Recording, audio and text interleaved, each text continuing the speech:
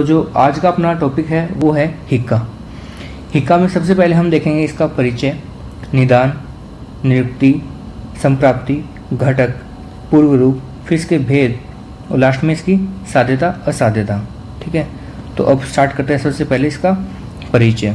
परिचय में क्या बोलते हैं कि वात कफ प्रधान दोष है, साथ ही साथ आमाशय समुत्थान व्याधि है और ये अनेक व्याधि के लक्षण में भी आता है और स्वयं एक स्वतंत्र व्याधि के रूप में भी होती है। इसकी अगर निरुक्ति की बात की जाए तो जिसमें हिक हिक शब्द उत्पन्न हो उसको हिक्का बोलते हैं। ठीक है, उसके बाद इसका निदान देखें तो विदाहित द्रव्य के सेवन करने से, क्षय रोग से, गुरु, विष्टम्बी और रुक्ष भोजन करने से, अत्यधिक शीतल जल के सेवन करने से या फिर अत्यधिक शीतल भोजन के सेवन करने से, अति व्यायाम करने से और वेग के संधारण करने से हिक्का रोग की उत्पत्ति होती है। तो ये देखें हमने इसके निदान। अब बात करते हैं इसके संप्राप्ति की।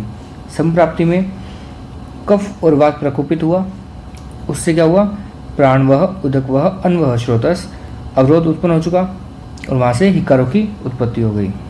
ठीक है, उसके बाद हम देखेंगे इसके घटक।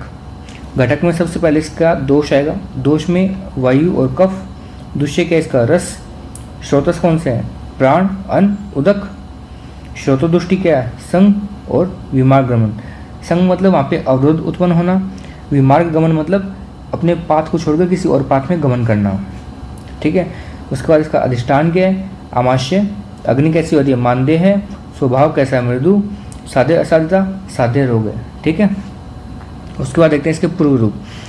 पूर्व रूप में हम बोलते हैं कि कंठो उर्सो गुरुत्वम, यानी कंठ और उर प्रदेश में गुरुता उत्पन्न होती है, यानी भारीपन होता है।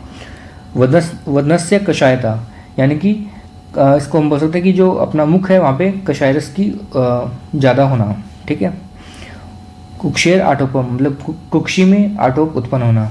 तो ये है इसके पूर्व रूप, यानी रोग उत्पन्न होने से पहले कुछ लक्षण दिखाई देते हैं, उसको बोलते हैं पूर्व रूप। अब बात करते हैं इसके भेद की। तो आचार्य चरक ने इसके 5 भेद बोले, आचार्य सुश्रुत ने इसके 5 भेद बोले। चरक ने तो बोले व्यप्ता, महाहिक्का, गंभीर हिक्का, क्षुद्रा हिक्का, अनजा हिक्का। वहीं सुश्रुत ने इसकी जगह बोला है यमला हिक्का, महाहिक्का, गंभीर हिक्का, क्षुद्रा हिक्का, अनजा हिक्का। यानी सिर्फ बाकी 4 तो सेम है, डिफरेंस आता है सिर्फ एक में। चरक ने बोला व्यप्ता, सुश्रुत ने बोला यमला। तो बस एक में फर्क आ रहा है, बाकी सबके सेम है। ठीक है, तो सबसे पहले हम देखेंगे इसका महाहिक्का के बारे में। महाहिक्का के लिए बोला है कि ये सद्य प्राणहर है। इसके अगर लक्षण की बात की जाए तो अश्रुपूर्ण नेत्र इसमें देखने को मिलते हैं। दूसरा, क्षीण मांस बलम, यानी कि इसमें मांस और बल क्षीण हो जाते हैं, हास हो जाते हैं। उसके बाद वाक शंख स्तब्धता, यानी कि वाक में और शंख प्रदेश में स्तब्धता उत्पन्न होती है। उसके बाद जकड़ाहट इसमें उत्पन्न होती है। अब इसकी उत्पत्ति कौन से प्रदेश में होती है, इसकी उत्पत्ति होती है सर्व शरीर में। अब ये उत्पत्ति स्थान जो है वो इम्पोर्टेंट है। ठीक है, तो महाहिक्का की उत्पत्ति होती है सर्व शरीर में। इसके बाद हम देखेंगे गंभीर हिक्का।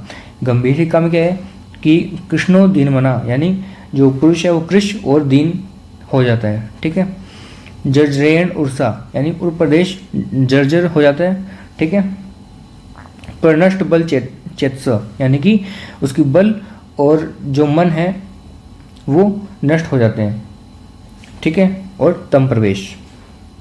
अब इसकी उत्पत्ति की अगर बात की जाए तो नाभि और पक्वाशय। और अगर अब देखते हैं अगला व्यप्ता। व्यप्ता किसने बोला है, आचार्य चरक ने। ठीक है, तो इसमें सबसे पहला है ज्ञान शून्यता, मुक्षोष। इसका क्या होता है कि वेग लगातार नहीं आता, मतलब वेग रुक रुक कर उत्पन्न होता है।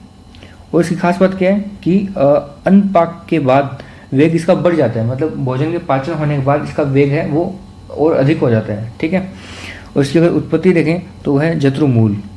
ठीक है, अगला देखते हैं क्षुद्रा। क्षुद्रा में क्या बोला है कि मर्म स्थान बाध्य नहीं करता। ये अगर किसी क्षुद्रा रोग हो गया तो किसी मर्म स्थान को बाध्य नहीं करेगा। ठीक है, वहाँ पे बद्धता उत्पन्न नहीं करेगा और व्यायाम और परिश्रम करने से बढ़ जाता है ये। और भोजन उपरांत वेग शांत, इसमें क्या होता है भोजन के बाद इसका वेग शांत होता है। ठीक है, और ये कैसी है, मृदु है और साध्य है। उत्पत्ति अगर इसकी देखी जाए तो कंठ और तालु है ना। अगला है अपना अंजा। अंजा में क्या बोल रहा है कि सहसा या अति मात्रा में अन्न सेवन करना या जल के सेवन करने से उत्पन्न होती है। ठीक है। और इसमें क्या होता है कि जो हिक्का का वेग आता है उसकी जो ध्वनि है वो मंद होती है और साथ ही साथ छींक के साथ उत्पन्न होती है। इसमें क्या होता है कि जल या फिर अन्नपान के बाद वेग शांत हो जाता है। ठीक है। और इसमें भी मर्म स्थान बाध्य नहीं होता, इसमें भी मर्म स्थान बाध्य नहीं हो रहा था। इसकी अगर उत्पत्ति देखें तो वो है आमाशय, है ना। अगला लास्ट जो कि हमारे सुश्रुत ने बताया था, है ना, कौन सा, यमला। इसमें क्या होता है कि जो हिक्का का वेग है वो भी रुक रुक के उत्पन्न होता है और इसमें दो वेग एक साथ उत्पन्न होते हैं, यानी हिक्का के दो वेग एक साथ आएंगे आपको। ठीक है। इसकी अगर उत्पत्ति देखें तो क्या है, सिर और ग्रीवा। ठीक है।